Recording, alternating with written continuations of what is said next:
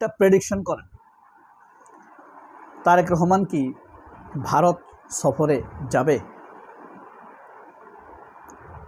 আর তারেক রহমান ভারত সফরে যাবে কি না এটা আপনি কিভাবে বুঝবেন, আমরা কিভাবে বুঝব?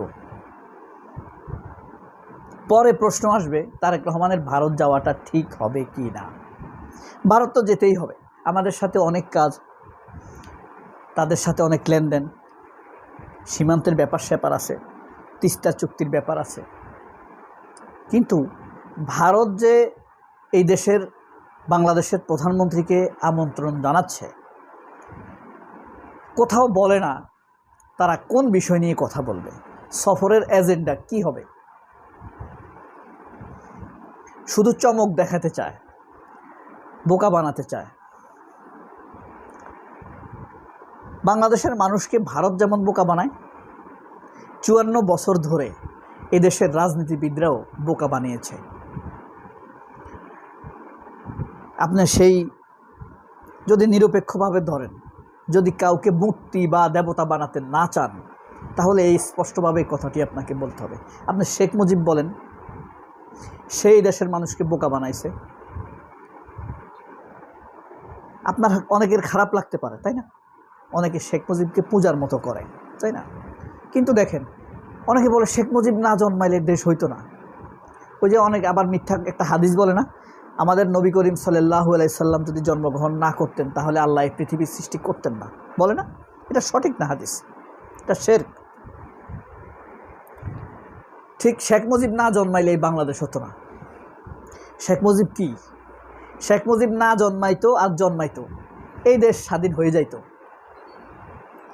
কেন? কারণ 1400 কিলোমিটার দূর থেকে পাকিস্তান কয়দিন শাসন করতো এই দেশকে? বেশি দিন পারত না। বরং শেখ মুজিবের ভুল নেতৃত্বের কারণে প্রায় 2-2.5 লাখ মানুষ জীবন দিয়েছে স্বাধীনতার নামে। ভারত এদেশে লুটপাট করেছে স্বাধীনতার নামে, বন্ধু হয়ে 54 বছর যাবৎ অপমান অপদস্থ করে রেখেছে, অবদমিত করে রেখেছে এই বাংলাদেশকে। তো আপনি যদি ভারতের হেজিমনি ধরে রাখতে চান, তাহলে শেখ মুজিবকে আপনি কাল্ট বানাতেই হবে। বড় একটা শেখ মুজিবের নামে ছাতা বানাইতে হবে। এই ছাতার নিচেই বারবার অত্যাচারী সন্ত্রাসী আওয়ামী লীগ এসে আশ্রয় নেবে। সুতরাং শেখ মুজিবকে আপনি কিভাবে গণ্য করবেন সেটা আমাদের আপনার যার যার দৃষ্টিভঙ্গি হতে পারে। আপনি কিভাবে বেনিফিটেড হয়েছেন? আমি শেখ মুজিব দ্বারা বেনিফিটেড নই। আর শেখ মুজিবের ঐতিহাসিক অসংখ্য কথাই মিথ্যা। সে বলতো এই দেশে উন্নয়ন হচ্ছে না, পাকিস্তানে হচ্ছে, তাই না? তো আজকের সবগুলো পত্রিকায় আসলে খবর হলো তারেক রহমান কি ভারত সফরে যাবেন নাকি যাবেন না। যেমন কিছু পত্রিকা আগ বাড়িয়ে লিখেছে যে তারেক রহমান 20-21 বা 21-22 তারিখ ভারত সফরে যাচ্ছেন। তারা প্রো ইন্ডিয়ান মেন্টালিটি। প্রথম আলো মানে কেমনে তারেক রহমান ঠেলে ভারতে পাঠায়। মির্জা ফখরুল ভিতরে আছে না, ভারতপন্থী বিএনপির ভিতরে, তারা পারে না ভারতে পাঠায়।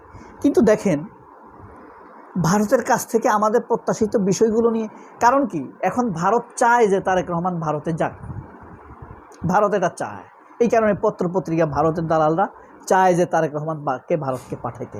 ওই পরিবেশ, আবহাওয়া, অ্যাটমসফেয়ার, অটোনোমাস একটা অ্যাটমসফেয়ার তৈরি করতে চায় যে তারেক রহমান ভারতে যাচ্ছেন। কিন্তু ভারত যাওয়ার এজেন্ডা হওয়া উচিত তিস্তা, আপনার সীমান্ত হত্যা, তারপরে আপনার বিদ্যুৎ, এইসব নিয়ে আমাদের মাদক, সীমান্তের মাদক, এইসব নিয়ে আমাদের শেখ হাসিনার ফেরত আনা, হাদির হত্যাকারীদেরকে ফেরত আনা, এইসব নিয়ে তারা কথা বলে না। খালি তারেক রহমানকে পাঠাইতে চায়, এটা দিয়ে বুঝাইতে চায় দেখো তারেক রহমান শেষ পর্যন্ত ইন্ডিয়া না গিয়ে পারল না। তারেক রহমান ইন্ডিয়ার অনুগত, ইন্ডিয়ান আনুগত্য মানতে বাধ্য। জুলাই বেল নাই, তারেক রহমান গেছে। এই ফ্রেমিংটা তৈরি করার জন্য, এই হেজিমনিটা তৈরি করার জন্যই বাংলাদেশের ভেতরে থাকা ভারতের দালালেরা খালি পাঠাইতে চায়। যেমন আমি আপনাকে একটা পত্রিকার খবর দেখাই। এই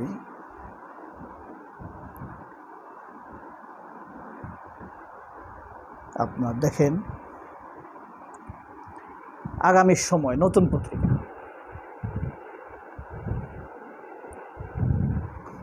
বরফ গলছে, দিল্লি যাচ্ছেন প্রধানমন্ত্রী।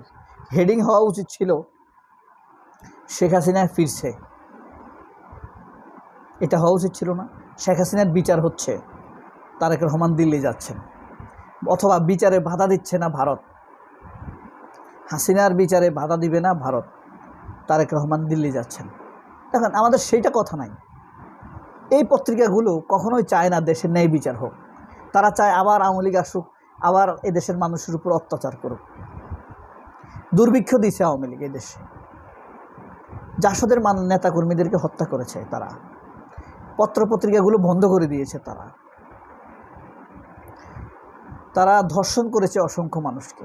এই দেশে ধর্ষণ করে তো আওয়ামী লীগ, শ্রদ্ধাবরণে করুক, অন্য দলের আবদরণে করুক, এরাই ধর্ষণ করে।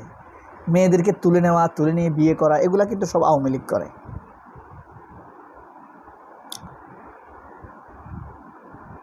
দেখেন, বাংলাদেশ প্রতিদিন লিখছে ভারত যাচ্ছেন প্রধানমন্ত্রী।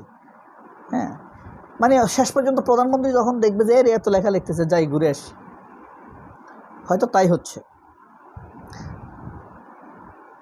প্রধানমন্ত্রী কিশোরগঞ্জ সফর ঘিরে ব্যাপক প্রস্তুতি, জেলাবাসীর অনেক প্রত্যাশা।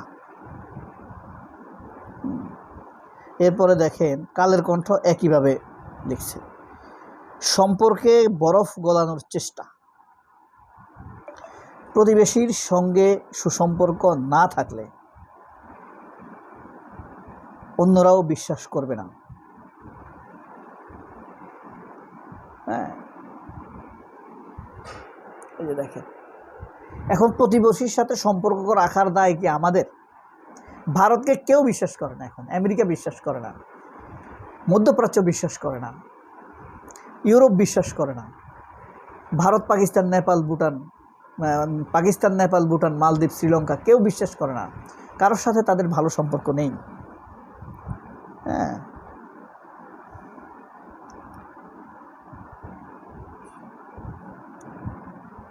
বাংলাদেশের রাষ্ট্রপতিকে হত্যার 51 বছর, বাংলাদেশের স্থপতিকে হত্যার 51 বছর।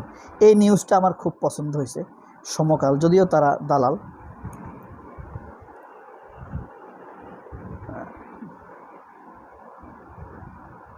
স্থপতি শব্দটাকে সবাই স্বীকার করে,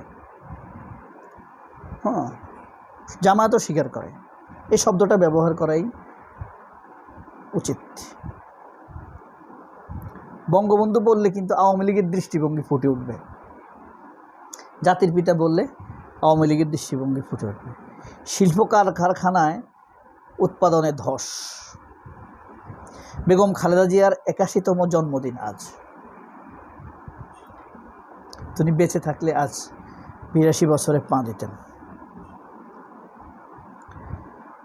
আজ 15ই আগস্ট। মানবদমিনও শব্দচয়ন করেছে সুন্দরভাবে, অল্পতেই আকর্ষণ। শেখ মুজিবের নিউজটা করেছে তারা।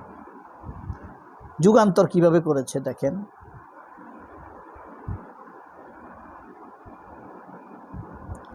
যুগান্তর দেখতেছি ফার্স্ট পেজে অ্যাভয়েড করেছে, দেয়নি। আমার দেশ ফার্স্ট পেজে দিচ্ছে সমান। শেখ মুজিবুর রহমানের 51তম মৃত্যুবার্ষিকী, বেগম খালেদা জিয়ার 81তম জন্মবার্ষিকী। এই যে দেখেন, একই সমানভাবে দিয়েছে এক কলাম।